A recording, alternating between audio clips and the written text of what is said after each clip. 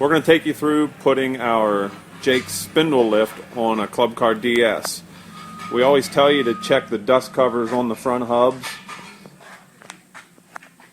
If your car has the metal dust cap on the front hub, you need the appropriate lift kit for 2004 and a half and older.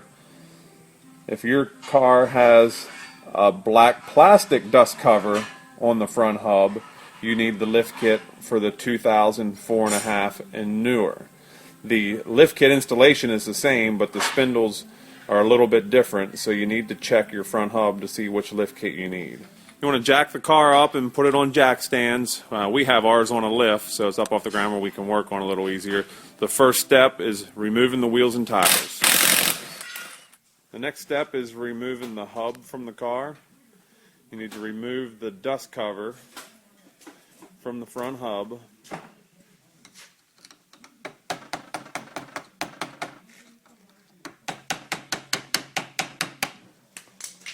And then using an adjustable wrench. And first you got to remove the cotter pin. And use an adjustable wrench, remove the nut that is holding the hub to the car. You want to save all your bolts and cotter pins for reinstallation of the hub to the new spindle. Remove the cotter pins from both the tie rod ends, and then using a 9/16 wrench, remove the nuts that are holding the tie rod ends to the steering arms.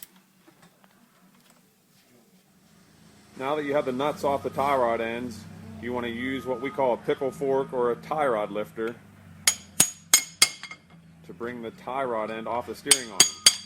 Now if you don't have a tie rod lifter, you can tap on the steering arm, which will help lift those up.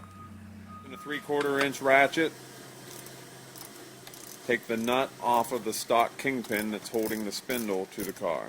Now that the nut is off the kingpin, lift up on the A-arm, which will allow you to slide the spindle off of the kingpin. You want to save the thrust washer for the installation of our new spindle. The next step is taking your spindles and steering arms out of the box, and we want to install the steering arms to the spindles. What we want you to see is we got the passenger side spindle as we're looking at the front of the car. The passenger side steering arm has the bent steering arm for your tie rod. The other side just has a straight for your driver's side. So using 1/2 inch wrench and ratchets and the supplied bolts, now that you got the bolts tapped through the spindle, you want to take the steering arm with your tie rod mount going to the inside of the car and securely tighten as shown. Again, we're looking as it would be from the front of the car, and this is the passenger side. As you can see, the Waverly washer stays on the bottom of the kingpin. We're going to take and throw a little grease on the kingpin.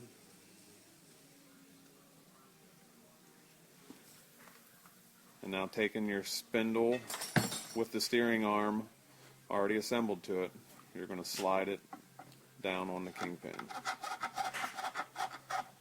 Using the stock thrust washer,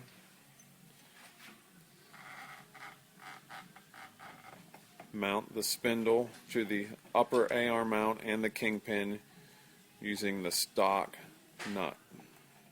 Securely tightened to the car. Install the tie rod ends to the new steering arms using the factory slotted nuts, and make sure you reinstall your cotter pins to both locations. Now we're going to get ready to reinstall the hubs to the spindle. It's always a good idea to check your bearings and grease them before installation, and add a little bit of grease to the axle.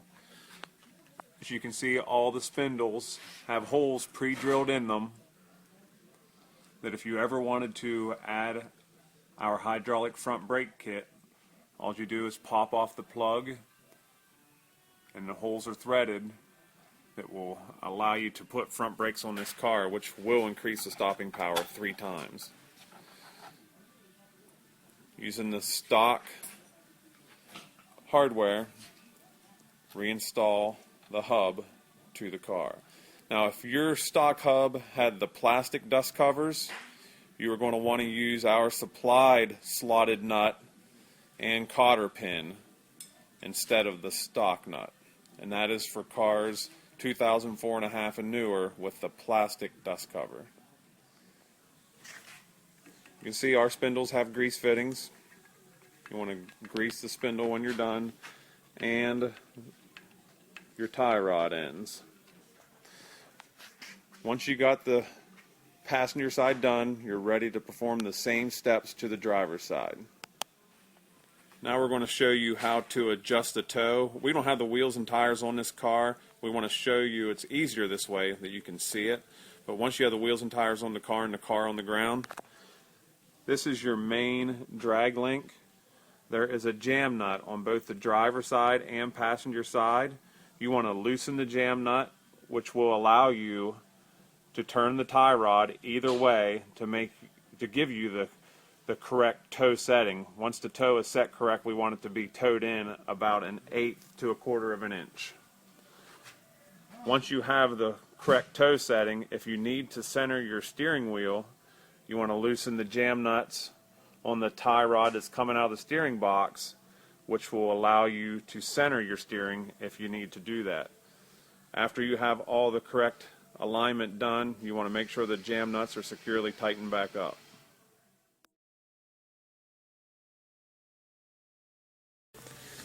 Now we're going to install the rear lift. You want to jack the cart up and place the frame on jack stands,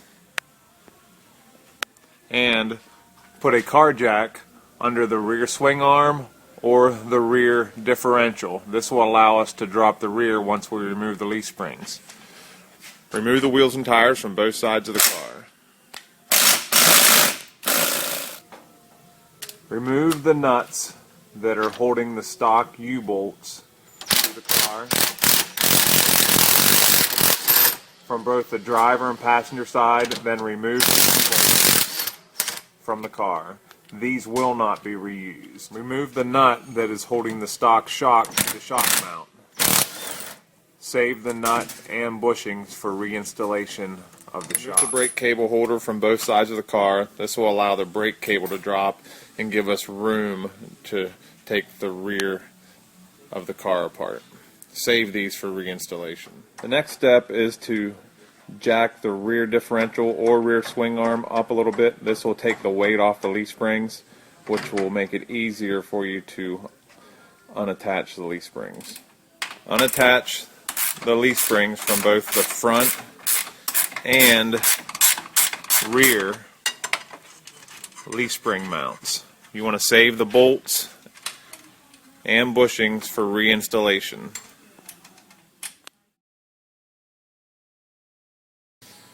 Now that the leaf springs are loose, you want to take them off the car, and we're going to loosely reinstall them above the axle to the front mounts on both sides of the car. The next step is to install the supplied Allen cap screw with the Allen head up to the top of the stock brake cable mount, and using the supplied lock nut, securely fasten this to the stock brake cable mount. The next step is taking the rear riser, place it on the axle, and the stock pin from the center of the leaf spring will sit in the hole of the rear riser. Do this to both sides of the car. Take the supplied new shock mount with the rounded edge to the back and to the inside. Place on the leaf spring as shown, and the supplied U-bolt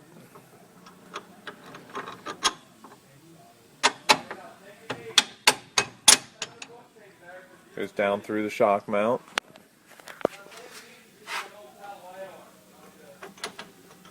Down through your brake cable mount.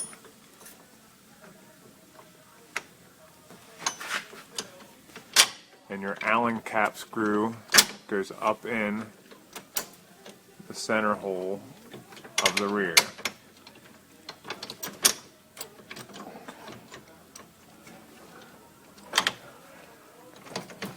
the supplied nuts securely tighten. Now that you got the rear lift and U-bolts installed to both sides of the car using the stock shock bushings and nuts, install the stock shock to the new shock mount and securely tighten to both sides of the car. Using the stock bolts and bushings, reinstall the rear leaf spring to the rear leaf spring mounts. Securely tighten the both sides of the car.